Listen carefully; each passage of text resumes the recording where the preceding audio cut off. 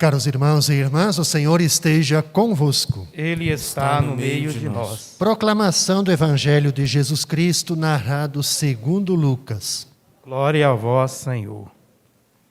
Estava chegando o tempo de Jesus ser levado para o céu. Então ele tomou a firme decisão de partir para Jerusalém e enviou mensageiros à sua frente.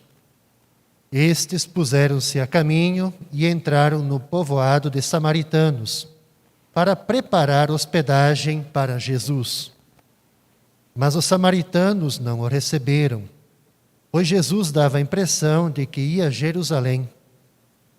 Vendo isso, os discípulos Tiago e João disseram: Senhor, queres que mandemos descer fogo do céu para destruí-los? Jesus, porém, voltou-se e repreendeu-os, e partiram para outro povoado. São para nós, irmãos e irmãs, palavras de salvação. Glória a vós, Senhor. Podemos sentar um instante? Deixa eu abrir o meu velho alfarábio aqui, né? Os escritos de São Francisco. Eu queria partilhar essa reflexão com 2 pontos. Primeiro, eu não gostaria de deixar de não comentar nada do Evangelho. Então, um ponto sobre o Evangelho e depois um ponto sobre o tema da nossa quinta noite, o 5º dia da novena, que tem o título Oração, Louvor e Ação de Graças, que é exatamente o título que está aqui nos escritos de São Francisco, da leitura que fora feita agora, antes do Evangelho. Do Evangelho, uma questão muito rápida. Primeiro, retomando que o Evangelho de hoje ele está bem no contexto do que foi o Evangelho de ontem e consequentemente, de domingo. Ontem, o João dizia para Jesus, Jesus, nós proibimos pessoas de fazer o bem, de curar as pessoas, porque não era do nosso grupo.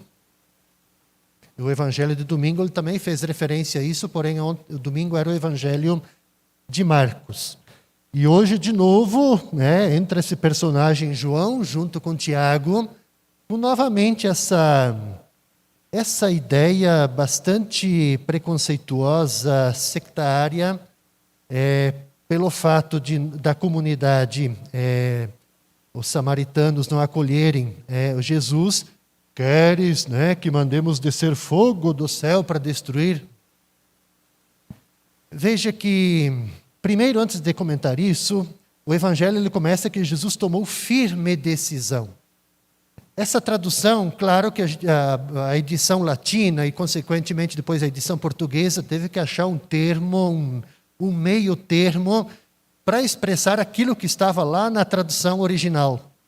Porque na tradução original, literalmente nós deveríamos traduzir com aquilo que está lá no profeta Isaías, quando se faz menção ao servo sofredor. Poderia ser que Jesus tenha tomado a firme decisão e endureceu o rosto. É isso, a tradução literal é isso. Jesus endureceu o rosto. Por quê? Porque faz menção exatamente aquilo que está lá em Isaías, do servo sofredor. Tornei o meu rosto duro como pedra. Por quê? Porque o Jesus, assim como o servo sofredor, sabe o que vai ter daqui para frente.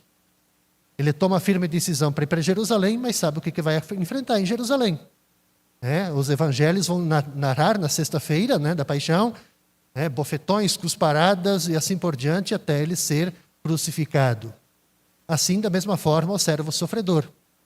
Ora, para você enfrentar tudo isso, você precisa ter o rosto endurecido.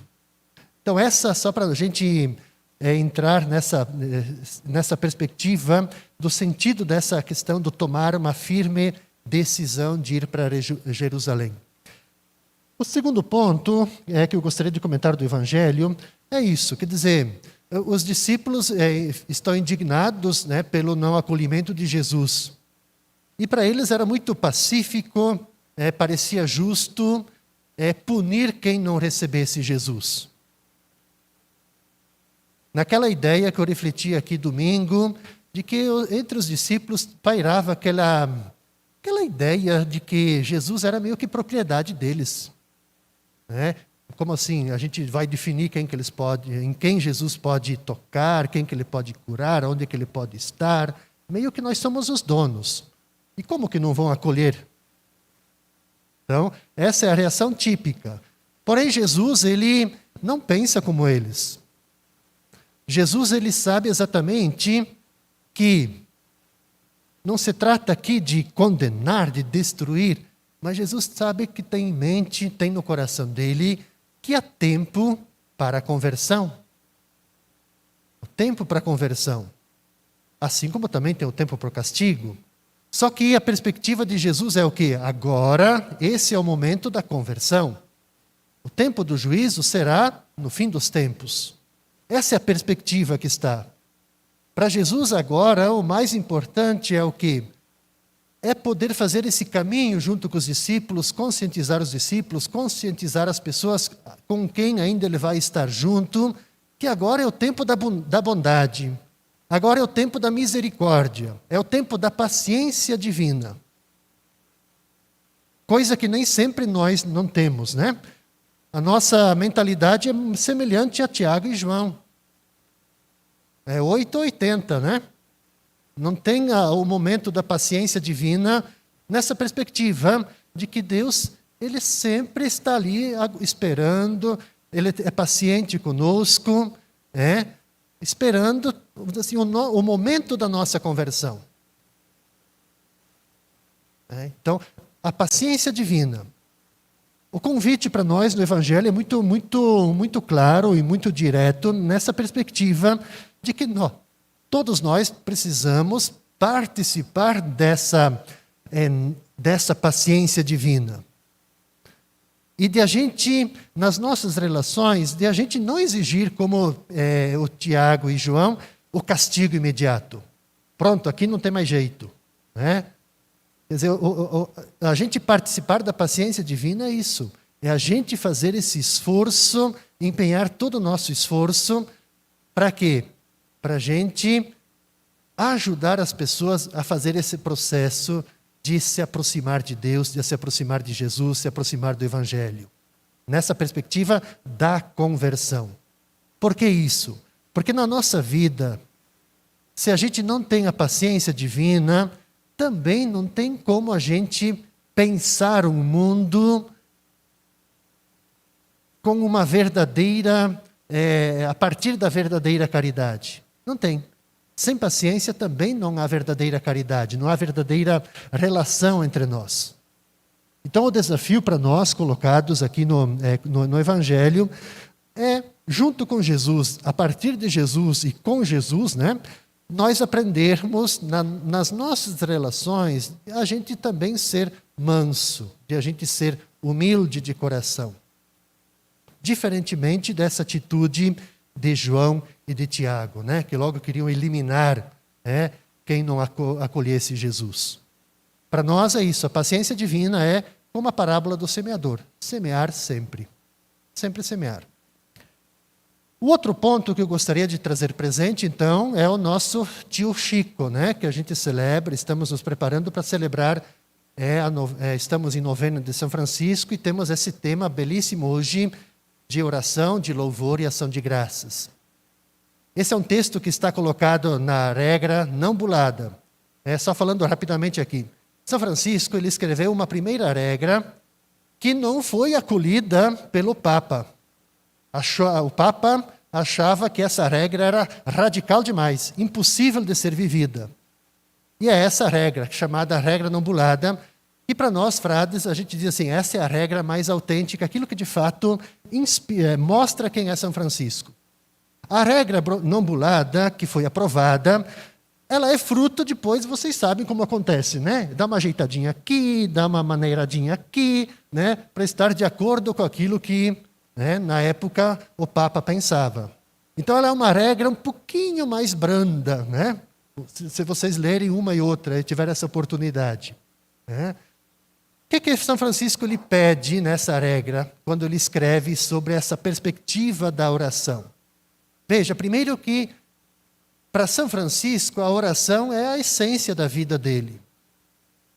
Tem os biógrafos de São Francisco, todos eles vão dizer que quando São Francisco rezava, toda a sua vida era uma oração. E isso fica muito nítido, por exemplo, na oração, na leitura que foi feita hoje. Porque ele não consegue usar um adjetivo para expressar quem é Deus, para dizer quem é Deus. Ele vai dizendo aquilo que está na cabeça dele. Ele não tem uma única palavra para expressar. Exatamente pela sua vida ser uma profunda oração. Outro ponto importante que está nessa leitura, mas também no contexto da vida de São Francisco como um todo, que a oração de São Francisco, se vocês olharem, lerem, estudarem sobre São Francisco, vocês vão perceber que São Francisco nunca vai pedir. Nunca vai pedir. Mas que a oração de São Francisco é muito mais louvor do que o pedido. Ele sempre expressa louvor. Onipotente, bom Senhor. O único bem, o sumo bem, o todo bem. Ele vai dizendo isso. Ora, esse clamor, essa forma de oração de São Francisco, em forma de adoração a Deus, a gente costuma dizer assim, foi isso que salvou São Francisco. Por que foi isso que salvou São Francisco? Porque São Francisco, assim como outros santos, São Francisco ele teve profunda angústia. Ele teve noites de terror. De terror. Essa angústia, o coração, como se diz, tocando super acelerado. E que o refúgio se torna, então, a oração que faz ele triunfar sobre todos esses problemas. Por isso que a oração de São Francisco não é pedido, mas é que ele reconhece, mesmo na fragilidade que ele está, nessa noite escura, no terror que ele enfrenta, na angústia que ele está vivendo, ele sabe dar graças a Deus, louvar a Deus. Ele não pede para Deus, com exceção daquela oração que nós vamos fazer no final, ilumina as trevas do meu coração, com exceção dessa oração, todas as demais orações de São Francisco é louvor, ação de graças. A ideia de São Francisco para expressar isso é o quê? Que todos nós temos as limitações, todos nós somos pecadores, temos as fragilidades, temos essas noites escuras, mas que, mesmo assim, a gente precisa agradecer, dar graças ao sumo Deus. E veja, outra questão para finalizar. E São Francisco, a forma dele rezar, então, não é um desenrolar de uma série ordenada, lógica do seu pensamento. Como que se nós fôssemos dizer aqui, Pai nosso que estais no céu, santificado seja o vosso nome. Ave Maria, glória ao Pai. Não. Ele vai fazendo o quê? Depois eu vou ler um trecho de uma oração para vocês perceberem isso. São Francisco, ele vai fazendo invocações, louvores, ao Altíssimo, mas sempre como? Num crescendo das coisas. Num crescendo de superlativos que vão se justapondo um ao outro. De louvor, de admiração, de glorificação. Eu vou ler para vocês uma pequena oração que ele faz, semelhante a essa que foi lida aqui, na leitura, mas é de uma carta que ele escreve, de um bilhete que ele escreve para um frade seu, Frei Leão. Veja o que ele diz, para vocês perceberem como que ele vai usando esses elementos da glorificação, do louvor, da admiração. Ele diz assim, onipotente, santíssimo, altíssimo, sumo bem. Tu és o sumo bem, todo bem, bem universal.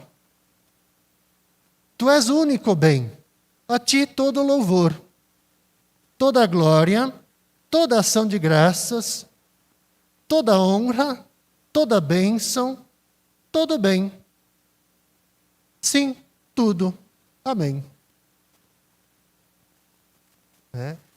Ele vai usando isso, para expressar exatamente a grandeza de Deus. E, ao mesmo tempo, a nossa pequenez frente à grandeza de Deus.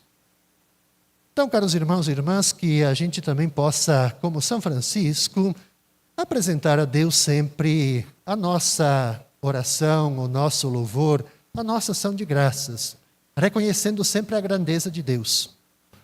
A grandeza de Deus que sempre nos fortalece, que nos orienta, que nos inspire, apesar também das nossas fragilidades e, assim como São Francisco, quem sabe, das nossas noites escuras, do terror, da angústia, que a gente possa viver, possa enfrentar em nossas vidas. Assim seja. Seguimos